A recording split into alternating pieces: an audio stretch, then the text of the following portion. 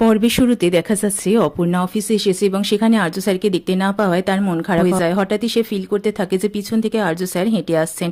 পিছন ঘুরে সে দেখে সত্যি সত্যি আর্য স্যার তার দিকে এগিয়ে আসছে এবং হাসছে। আর্য স্যারকে দেখে অপর্ণাও হাসতে থাকে। কিছুক্ষণ পরে সে দেখে যে এফএম তার দিকে তাকিয়ে আছে এবং বলছে, কিছু লাগবে আপনার? এফএম কে দেখে অপর্ণা লজ্জায় পড়ে যায় এবং তারপরে সে ভাবতে থাকে যে চারিদিকেই সে আর্য স্যারকেই দেখছে। তারপরে সে দেখে যে তার ডেস্কে আর্য স্যার বসে আছেন এবং আর্য স্যার তার দিকে তাকিয়ে আছেন এবং হাসছেন। তারপরেই অপর্ণা জোরে চিৎকার করে ওঠে যে স্যার আপনি। তারপরেই দেখে যে স্বপ্না বসে আছে চেয়ারে এবং স্বপ্না বলছে যে হ্যাঁ আমি তোমার চেয়ারে বসে আছি এবং যেহেতু এখানে ডেস্কটা ফাঁকা ছিল সেই জন্য কাজ করছিলাম। এদিকে অপর্ণার সাথে নীলের ধাক্কা লাগে এবং অপর্ণার ফোনের উপরে নীল তার কফি ঢেলে দেয়। তখন এরপর নীল অপর্ণার ফোনটাকে একটা কাপড় দিয়ে ভালো করে মুছে দেয়। অর্ক স্যার সেখানে আসেন এবং সবার কাজকর্ম ভালো করে খোঁজ নিতে থাকেন। কথোপকথনের মধ্যে দিয়ে নীল অপর্ণার ফোনটা এক্সচেঞ্জ করে নেয় এবং নিজের ফোনটা ডেস্কের উপর রেখে দেয়।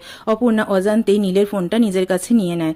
এদিকে ভৈরবী মা আর্য স্যারের বাড়িতে আসেন এবং আর্যর মাকে তিনি জানান যে সামনেই কিন্তু আসছে ঘোরতর বিপদ এবং আর্যর জীবনে কিন্তু খুব অন্ধকার ছেয়ে আসবে। সেটা শুনে আর্যর মা খুব চিন্তিত হয়ে পড়েন এবং তিনি ভৈরবী মাকে জিজ্ঞেস করেন যে কিভাবে এই সমস্যা সমাধান হবে। তো ভৈরবী মা জানান যে একটা মেয়ে, সেই মেয়েই কিন্তু শুধুমাত্র এই বিপদ থেকে তাদের উদ্ধার করতে পারবে। সেই মেয়ে নিজে থেকেই এখানে চলে আসবে।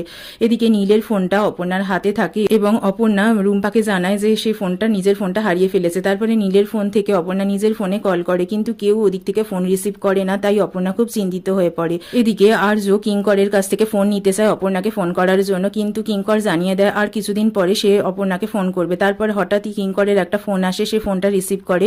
মেঘরাজ তাকে ফোন করে কিন্তু চুপ করে থাকে। এদিকে কিঙ্কর মেঘরাজকে বলে যে আর কিন্তু আর্যকে সে কোনো রকমই খুঁজে বার করতে পারবে না। অপর্ণার বাড়িতে অপর্ণা দেখে নীল বসে আছে তার মা বাবার সাথে গান গাইছে। সেটা দেখে অপর্ণা অবাক হয়ে যায়। সে নীলকে নিজের ফোন দিয়ে দেয় এবং নীলের কাছ থেকে নিজের ফোনটা চায়। নীলও অপর্ণাকে নিজের ফোনটা দিয়ে দেয় এবং অপর্ণা জানায় যে কোনো রকম ভাবে অজান্তেই নীল এবং অপর্ণার ফোনটা কিভাবে এক্সচেঞ্জ হয়ে গিয়েছে তারা কোনো রকমেই বুঝতে পারেনি। রাস্তায় নীলের গাড়ির সাথে মেঘরাজের গাড়ির সামনাসামনি হয়।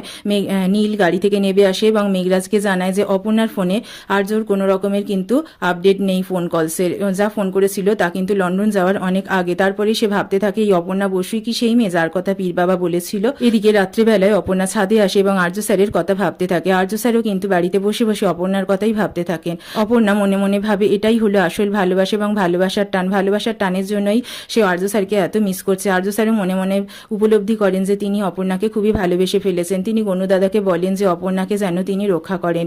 এদিকে কিঙ্কর আসে এবং নিরাপত্তা রক্ষীদের জিজ্ঞেস করে সবকিছু ঠিক আছে কিনা। তারপরে সে হঠাৎ একটা ব্যাগ দেখতে পায় এবং সে জিজ্ঞেস করে ব্যাগটাকে রেখে গিয়েছে। তারপর একটা বোম স্কোয়াডের লোক দিয়ে সেই ব্যাগটাকে ওপেন করে। ব্যাগটা ওপেন করতেই তার মধ্যে থেকে বেরিয়ে আসে একটা স্মাইলি বেলুন।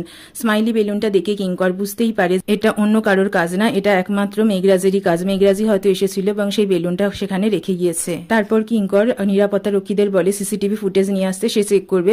সিসিটিভি ফুটেজে সে দেখে যে একটা সিলিন্ডার ডেলিভারি বয় ঘরের ভিতরে ঢোকে এবং কিছুক্ষণ পরে সেই বয় যখন বেরোয় এবং সে টার্ন নেয় ক্যামেরার দিকে ঘুরে যেই তাকায় দেখে যে সেটা অন্য কেউ নয়, সেটা হলো মেঘরাজ। এবং সে দেখা তার নজর কিন্তু সব সময় আর্য সিংহ রায়ের উপরেই আছে এবং এটা দেখিয়ে কিঙ্কর সবাইকে জানায় যে এই লোকটার ছবি যেন সবার ফোনে থাকে এবং কোনো রকম ভাবেই যেন মেঘরাজ ওই সীমানার মধ্যে যেন ঢুকতে আর না পারে।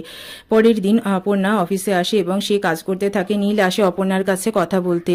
কথোপকথনের মধ্যে দিয়ে নীল অপর্ণার কাছে জানতে চায় যে আর্য স্যার অপর্ণাকে ফোন করেছিল নাকি, কিন্তু অপর্ণা জানায় যে আর্য স্যারের সাথে তার কোনো কথা হয়নি। তাহলে কি আর্য স্যার অপর্ণাকে ফোন করবে? জানতে হলে সঙ্গে থাকুন। আপনারা দেখছিলেন টেলি স্টুডিও। দেখা হবে আগামী পর্বে।